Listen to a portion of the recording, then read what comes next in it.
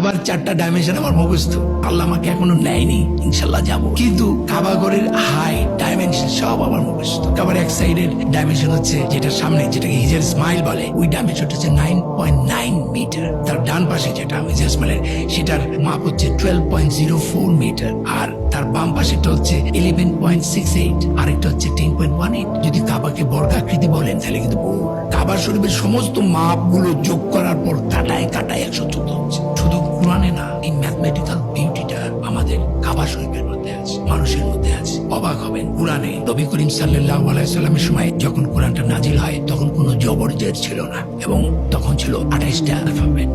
এবং এটা আমি নই, এটা রিসার্চ করে সফটওয়্যার এখন এটা পাওয়া যায়। পুরা কোরআনে 3,25,384টা লেটার আছে, আর শব্দ আছে 87,530টা। এই যে 3,25,384টা, এটার প্রত্যেকটা লেটারের যে রিপ্লেসিং অ্যাবসার্ড ভ্যালু, সেটা যদি বসাই তাহলে যে সংখ্যাটা হয় সেটা হচ্ছে 23506,544।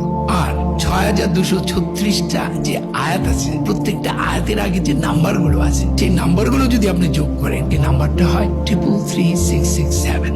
ইন্টারেস্টিং হলো, এই 23506,544 কে আপনি যদি ওই 333,667 দিয়ে ভাগ দেন তাহলে হয় 70.45 সামথিং, যেটা ওই সূরা আল মারিজের সমান নাম্বার, এবং যেটাকে 114 দিয়ে ভাগ দিলে হয় 1.618। গাইনের অ্যাবসার্ড ভ্যালু হচ্ছে 1000। তাহলে 50টা গাইনে দিক হলে তো আপনার বলে নেশা হবে না।